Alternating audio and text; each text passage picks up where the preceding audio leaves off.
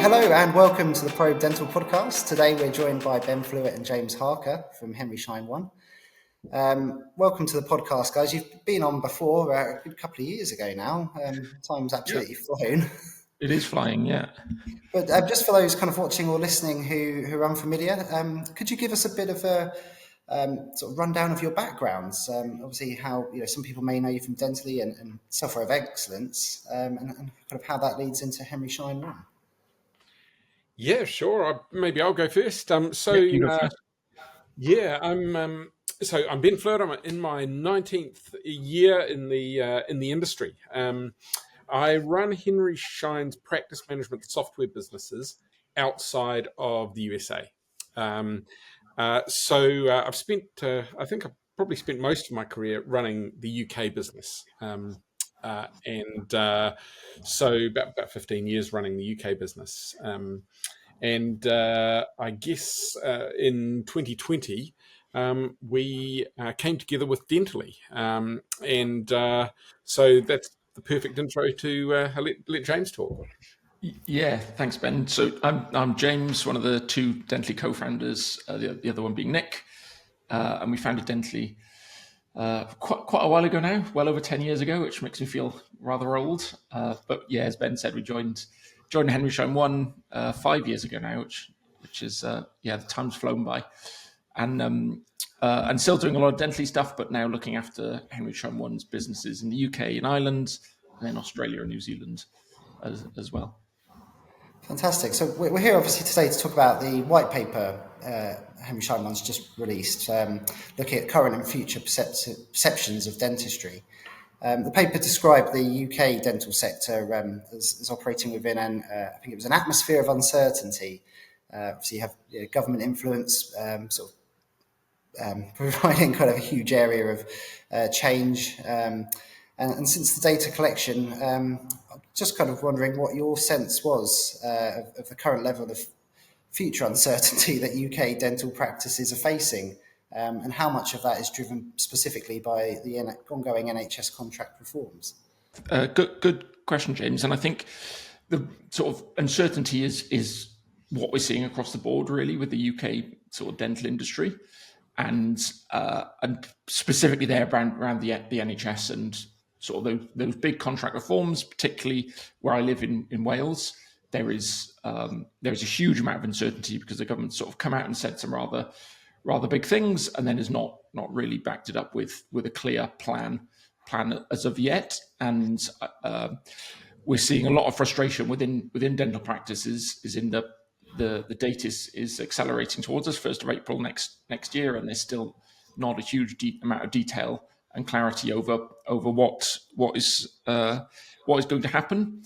And we, for like a good example, is we spoke with one of our customers in Wales not that long ago, and they've got about 8,000 patients for dental surgeries, and they've got a huge amount of frustration because they're sort of saying, how am I going to operate as a business next year? I just want to know so I can start preparing and do my best for my patients and my practice, and they just don't really have a huge amount of clarity at the moment. So I can really see how they're frustrated and how and how they don't have that certainty, and really we're trying to do what we can as a business to support them and help them through this transition, which is looking like it's going to be the biggest shake-up of dentistry in Wales for the last 20 years. I agree with everything James said. Uncertainty is definitely the theme of the moment in the across the whole of the UK at the moment, and indeed to a degree the wider world. I think so. I like to think of myself as an optimistic person. I see a lot of change, a huge amount of change coming to UK dentistry, and some of it, I have to say, I feel very concerned about. As James has said, we have arguably the biggest amount of change we have seen, certainly in my 19 years in the industry, due to take place on the 1st of April. And certainly, James, correct me if I'm wrong, but I think we still have not seen the technical specification that we need in order to make the changes, which suggests to me that they haven't decided exactly how it's all going to work yet, which I find quite alarming. But look, in the world around us, there are other things going on as well. There's a huge amount of change going on, mostly, of course, related to AI. And I guess you could view that in one of two ways. I'm a technology person, and in the 19 years I've been in the industry, I think we have never had more opportunity to really drive some positive change into the industry in the UK. I think the wave of new tooling that we will be able to bring to the industry to support those who deliver patient care is over the next 2, 3, 4 years is going to be really material. And for me, that's exciting. That's why I'm still here 19 years later. This is what I love. So yeah, so that's my view. Brilliant. One thing I noticed in the white paper, so speaking of challenges and uncertainty, was actually kind of how the UK is rather unique in that a couple of the major challenges are that there are too many patients and keeping up with demand. They're two real challenges that UK dental practices are facing. So it's obviously a reversal from the traditional challenge of attracting new patients. What does this sort of shift in patient numbers mean for a practice's business strategy? And should they focus purely on operational efficiency, or does this demand kind of present a risk to quality of care? I think the join between operational efficiency and patient care is clear. My feeling is that so running the international business, I have the opportunity to see across the globe and to see what's going on in the various markets. And the UK really it's not completely unique, but it is very unique in that it's to a large degree unique in that patient in that the ratio of patients to dentists is really quite different in the UK to most developed countries. Now, I think what that means is that as an industry, we need to focus on serving the demand is there. There is, of course, a small proportion of the population that has plenty of money, is prepared to pay for it. There's a cohort of the population that is reliant upon the NHS, and then there's quite a big piece in the middle.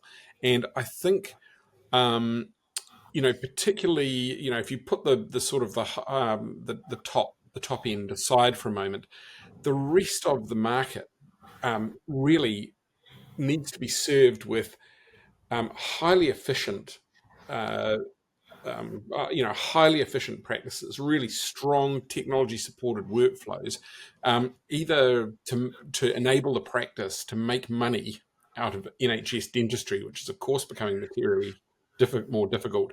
But for the large body of the UK population that is private, they have less money in their pockets. And so to the extent that we're able to really offer affordable family dentistry is, I think, the term that gets thrown about a lot.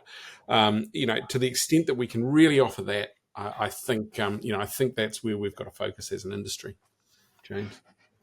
Yeah, I'd agree with that. And a lot of this stuff seems to come in cycles for me, in that we've had obviously the pre-COVID, it was patient demand, and then during COVID, it was like, I've got too many patients, as you say, and how do I actually process them? And with we haven't seen the end of this cost of living crisis. We've obviously got quite an important budget for the country coming up at the end of this month, and I feel quite nervous about what it's going to do for the country and particularly dental practices, and maybe we'll be back into some practices at least need to sort of try and attract and retain patients again. But that doesn't mean that we can or we should take the eye off the ball in terms of the operational efficiency piece, because dental practices are being squeezed by all angles, particularly those in the NHS, where they're not getting the sort of the uplift in funding that they need to keep going as they would before. So need to look to efficiencies and how they can do things way more efficient than they did before. And that's where, as Ben said, I think the technology needs to come in. And certainly with the advent of AI now, I think that will hopefully give us a nice step change in the industry. So dentists and dental professionals can get back to sort of focusing on the patient care piece and on the bit that really matters. So I mean, another kind of area where clinicians can be obviously distracted from providing patient care is, as identified again in your white paper, was patient litigation. So obviously it was identified as a growing challenge in the UK.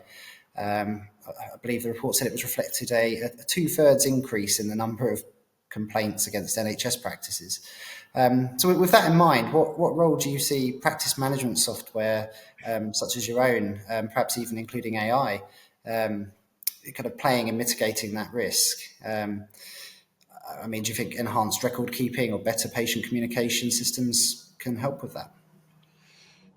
Yeah, almost certainly. I would say, and I think that risk has come from a rising expectation from patients in terms of what they get, combined with the dentists and dental professionals being asked to do more for less. So certainly this is where technology can play a part. And so something that we've recently launched is our AI clinical notes, for example, and that can just listen. You can sort of dictate your notes to it, which speeds up your note taking significantly. We found that like a ridiculous amount of time is spent by dentists just typing notes, and often these aren't done until the end of the day. And so the problem with that is obviously you've had a busy day, you're exhausted, and the last thing you need to do is try and remember like the details of the patient you saw 20 patients ago this morning. And so notes are often missed or not updated as quickly as they could be, and which is why things like clinical AI note taking massively helps, because you can record the note there and then. It's transcribed or dictated, and you capture a lot more information to refer back to in a lot shorter period of time. And we are seeing that dental insurance companies in the UK are now offering discounts to dentists to say, if you're using one of these products, we'll give you a discount in your insurance, because they know that if litigation does occur, it's a lot more easy to defend if you've got a full transcript and a full history of what was said, rather than something that's a bit that was done sort of eight hours plus after the event. Yeah. Look, this is a very difficult area, isn't it? One of the things about having been in the industry 19 years is that you end up with quite a few friends who are dentists, and I've seen firsthand the weight that impending patient litigation places upon individuals. It's just awful. It strains the individual, it strains marriages, it makes it difficult to raise children. It filters through into every aspect of life. And of course, the thing that I have really seen, knowing some of these people really well, having had them as lifelong friends, I know them to be very careful, diligent, caring people. They're good people, and they care about their trade, they care about their patients, they care about their craft. But what I've seen sort of quite firsthand is that there's a commonly walked path, which is patient feels they've been wronged in some way. They go and get some advice. Very often the result is that the care the physical care they've received has been fine, but of course there's been a gap in communication or documentation. And it is that so often, it's clearly understood that is so often the cause of successful litigation in the UK. And as James has said, technology can really, really help here. AI can really seek to ensure that we don't miss either the communication or the documentation of consent, of the communication of risk to patients. And if we do that piece well, we can materially, I think, reduce the amount of litigation. And the really good thing is, the more you can reduce litigation, the less oxygen there is in that whole industry, and the whole thing can hopefully we can shrink the whole thing. Anyway, that's my hope. Excellent. Well, I would say I'll be keeping fingers crossed, and I'm sure every clinician kind of watching this will be thinking the same. Another thing I found quite interesting, actually, when reading through the report was it mentioned the reluctance of current associates to assume the role of a principal. I believe the phrase used was ticking time bomb. So I was wondering, what are the 2 or 3 most critical reasons, based on your market insight, for this lack of enthusiasm for future practice ownership? Yeah, so really, I think it's back to that sort of administrative burden and financial responsibilities beyond the sort of the dental surgery itself. Like, being a dentist is a really hard job. It's a really stressful job. You're very busy. You've got a huge amount of responsibility on your shoulders. And trying to be a principal dentist and run a dental practice is sort of like your 9 to 5 job ends, and then you've got a whole another job on top of it.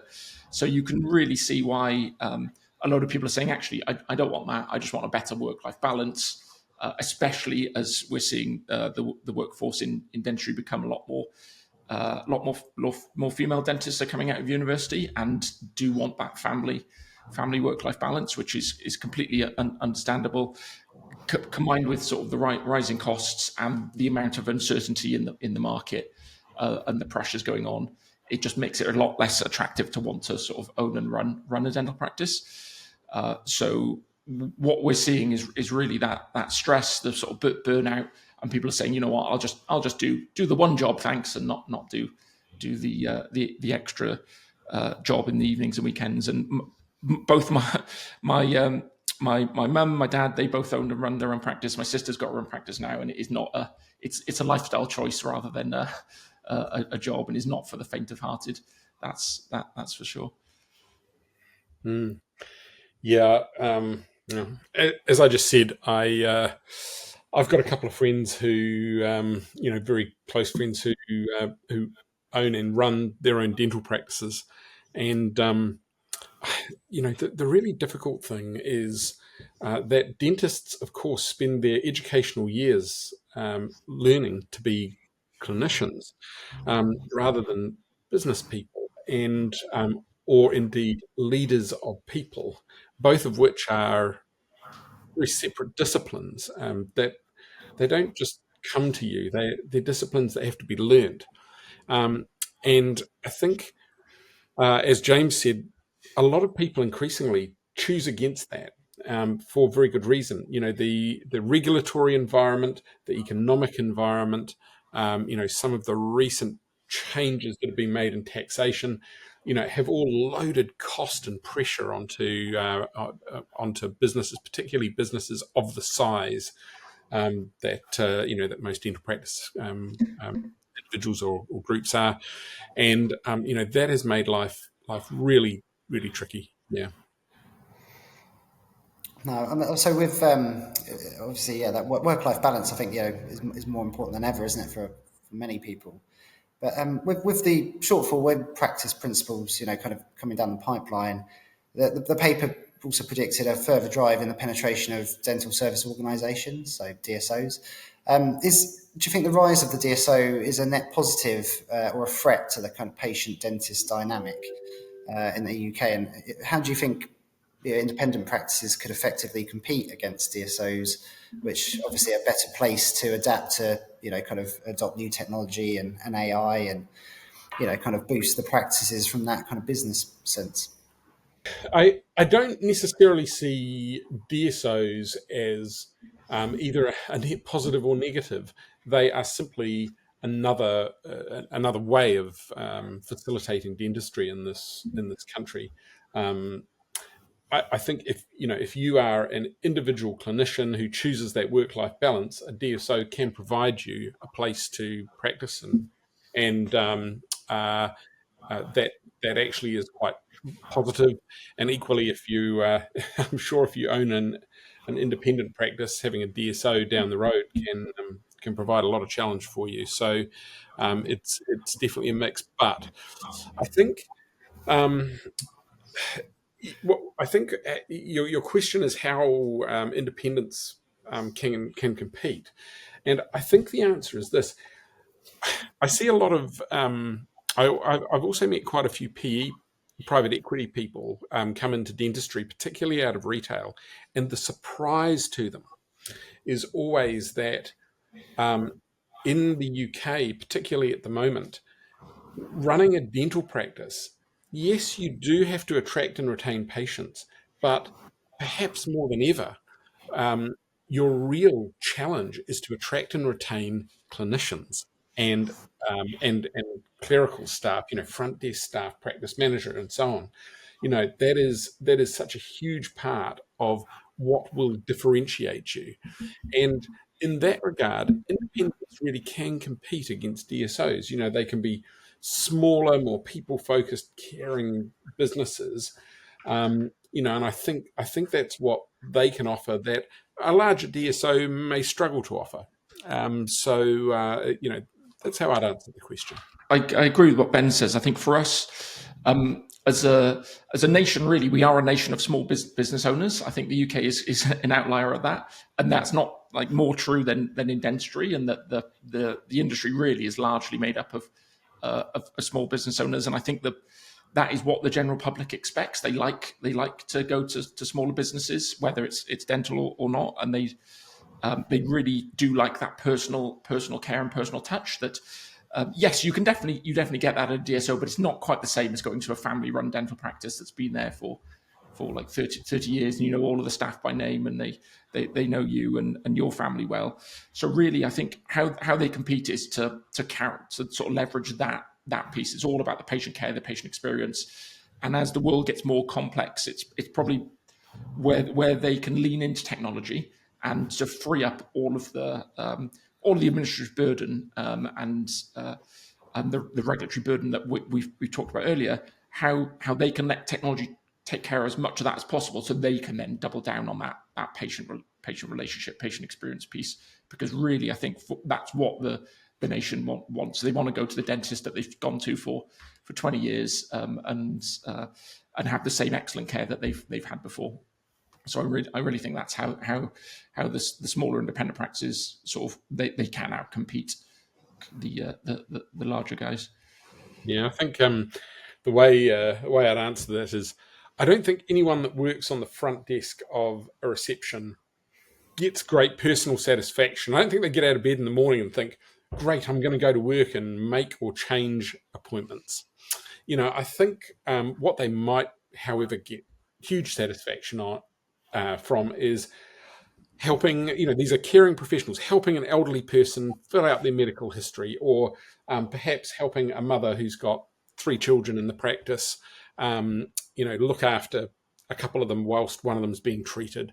That's the sort of thing that people who choose to work in care get satisfaction from. And technology can help so much in that regard. As James says, we can remove the mundane administrative work, allowing those people to really do what they set out in their careers to do, which is care for people. So, yeah.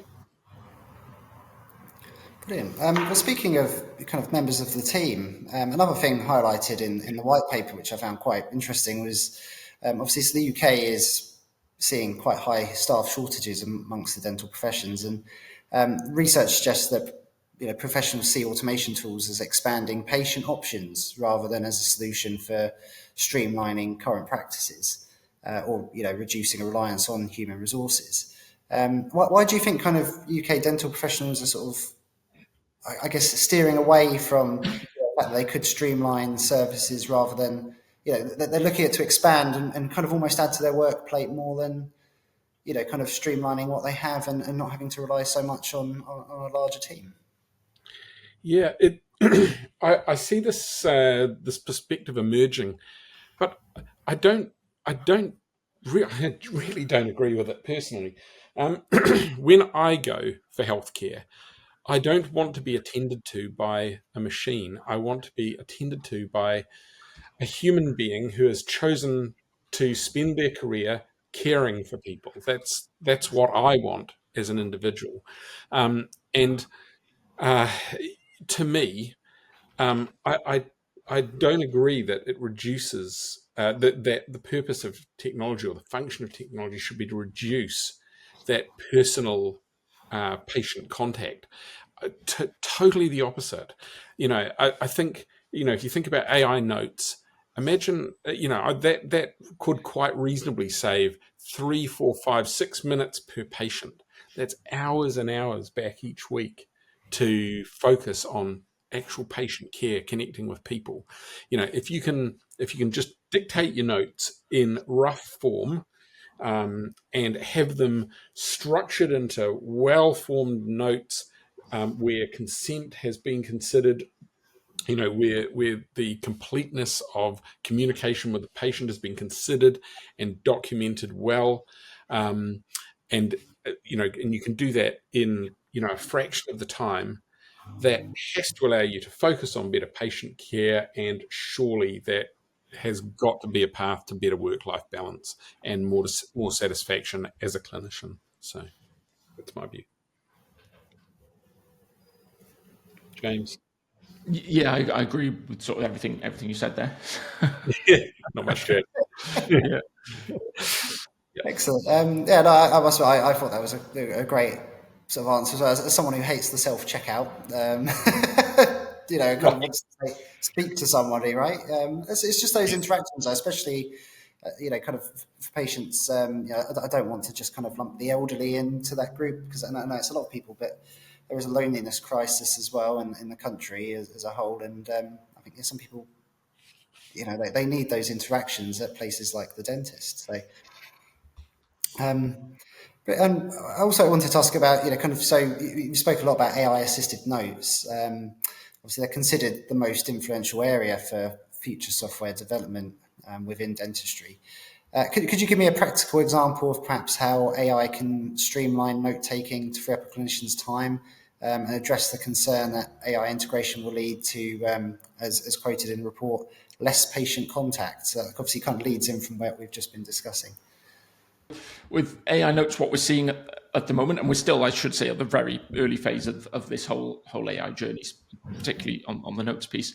But really, what we're seeing is it saves minutes per appointment, because you don't have to sit there in front of the computer typing things out. You can just use your voice, dictate it. It will automatically transform the dictation into your sort of template of choice, so that they look and feel like your notes and they're personal to you.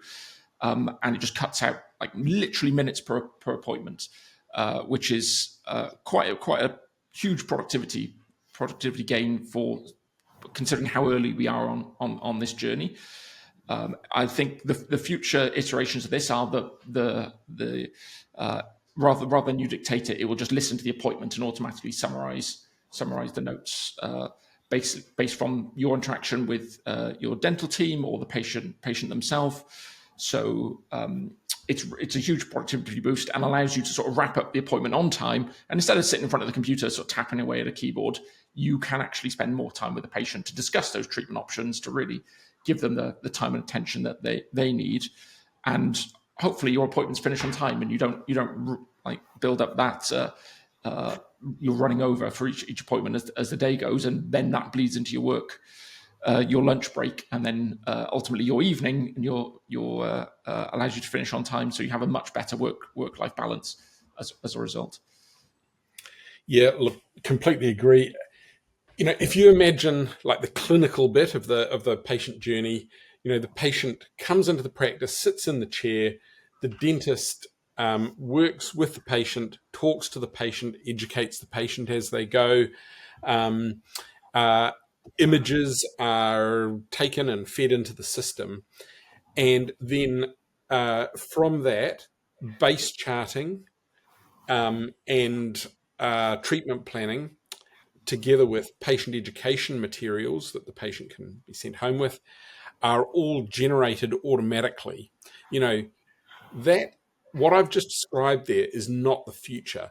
That what I've just described there, each component piece of that, we have already got working like today in one or other part of Henry Schein One's practice management software businesses around the world. What we've done is divided and conquered, and what we're now doing is sharing all those technology pieces so that we have the complete that complete journey in each in each of our products all around the world, and it's just it's so exciting. It's the biggest. I think it's the biggest change in dental technology that I think I've seen in my 19 years in the industry, and I think the world is going to change quite a bit and going to continue to change faster in the coming 3, 4, 5 years. I think it's exciting times.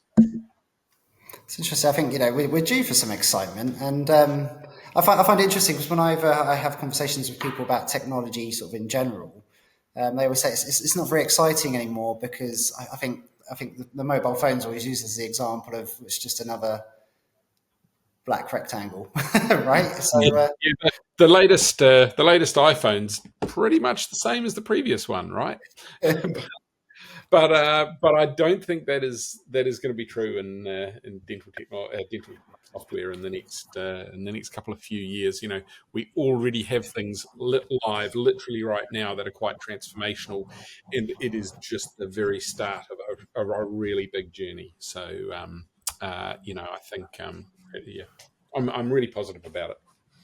Excellent. Well, speaking of change, so fear of change along with kind of expense were listed as the two biggest barriers to technology adoption within the white paper.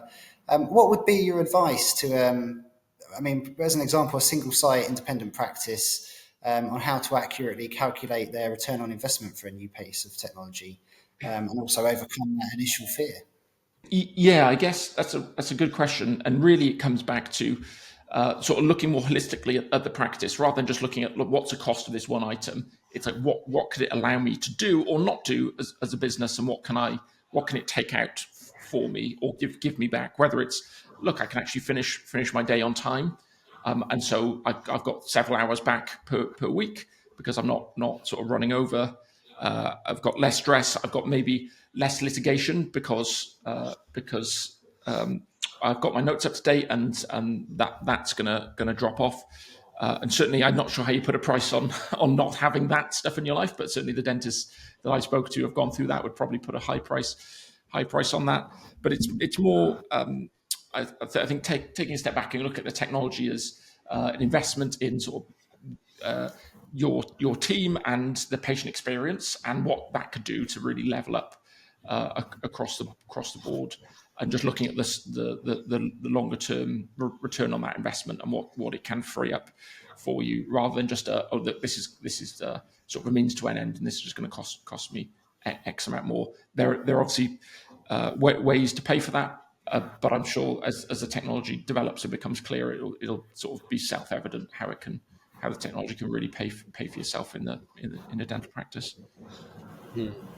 Yeah, look, I agree with that. And the other thing I'd just add is, if you look at the way most technology companies, not just us, are charging nowadays, there's either small or no upfront payments, relatively speaking, and there tend to be monthly payments. And I actually really think that that's very healthy. If we can't provide services and capabilities that are not worth the monthly payments, well, switch it off. Don't keep paying. And it means that you can experiment with these technologies, see if they work for you, see if they can bring you value and efficiency, with a monthly cost rather than some, £10,000 upfront investment or whatever it is. It makes them far more accessible. Brilliant. And I would like to finish off by just asking, where anybody watching or listening could find out more about Henry Schein One and the services you offer, as well as, kind of actually find the white paper. We'll try to link it in the episode description to make that one a bit easier. But yeah, definitely. So for Dentally, obviously our website, dentally.com or softwareofexcellence.com for exact users, as well as we'll put it on all our socials as well. And as a company, we do try and get out and speak to as many dentists and people in the industry as possible. So you'll see me or our team at various events around the country. So this afternoon, I'm off to the Association of Dental Groups conference, so we'll be there, and there'll be lots of other events. So our websites, or speak to us in person, which is always, we find, the best way to connect with the industry. Brilliant. Well, I'll say we'll include as many links as we can in the episode description, so everybody can find you. But Ben, James, thank you so much for joining us today. It's been an absolute pleasure once again. Yeah, it's great. Thank you very much. Yeah, thanks for having us, James. It's always a pleasure to talk to you.